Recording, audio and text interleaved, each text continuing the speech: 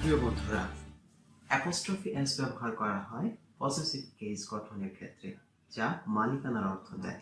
যেমন আমার খাতা, আমার বন্ধুর কলম, আমার ছোট ভাইয়ের বাড়ি, এই ধরনের অর্থ দিবে।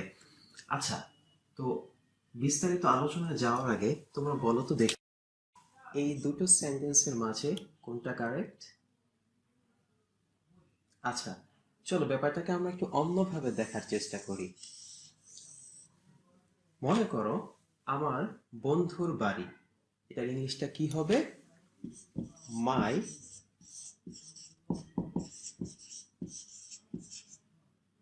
Friends house.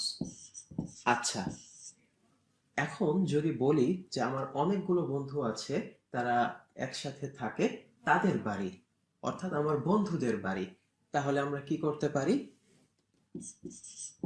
মাই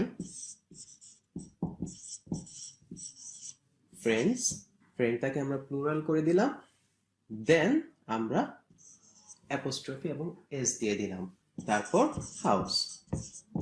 আচ্ছা, এবার এটাকে একটু প্রোনাউন্স করো তো, মাই ফ্রেন্ডস হাউস। প্রোনাউন্স করতে আমাদের সমস্যা হচ্ছে, তাহলে এখানে কি করা যায়?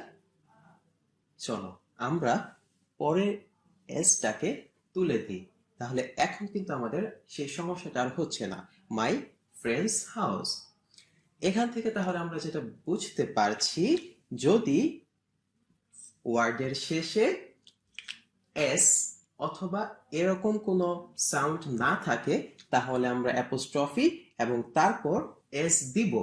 আর যদি মেইন ওয়ার্ডটার সাথে এস অথবা এরকম কোনো সাউন্ড থাকে, তাহলে আমরা শুধু অ্যাপোস্ট্রফি দিব, তারপর এস দিব না।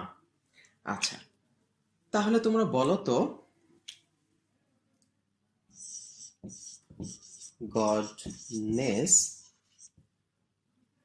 সেক। এখন এটাতে যদি আমরা অ্যাপোস্ট্রফি এস এস যুক্ত করতে চাই, তাহলে এস থাকবে কি থাকবে না? যেহেতু মেইন ওয়ার্ডের শেষে এস সাউন্ড আছে, তাই শুধু অ্যাপোস্ট্রফি হবে, এস আসবে না। বাট দেখো, যদি আমরা হেভেন্স সেক, দেখো এই শব্দের শেষে এস সাউন্ড নেই, সেজন্য আমাদের অ্যাপোস্ট্রফিও হলো, এসও হলো। আচ্ছা, তাহলে এভাবে আমরা এখন আরেকটা জিনিস তোমাদেরকে একটু দেখাই। যদি আমরা কোনো মানুষের নাম লিখি, যেমন কিটস, একজন কবি, তার কবিতা, তাহলে আচ্ছা, এখন কিটসের কবিতা, তাহলে আমরা কি করব? যেহেতু শেষে এস সাউন্ড আছে, আমরা শুধু অ্যাপোস্ট্রফি দিয়ে দিব।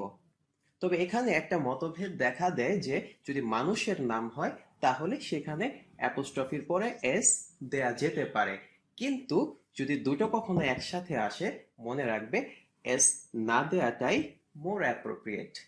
আচ্ছা, এখন তাহলে এটাতে চলে আসি আমরা, তাহলে ব্রাদার্স কার অর ব্রাদার্স কার, কোনটা কারেক্ট? দেখো, আমাদের এতক্ষণের আলোচনা থেকে আমরা বুঝতে পারছি দুটোই কারেক্ট। প্রথমটার অর্থ হচ্ছে আমার একটা ভাই আছে, তার গাড়ি, আর পরেরটা অর্থ দিচ্ছে আমার অনেকগুলো ভাই, অর্থাৎ প্লুরাল, তাদের গাড়ি। ঠিক একইভাবে আমরা যদি বলতে চাই কিডস বুক, এর অর্থ হচ্ছে একটি শিশুর বই।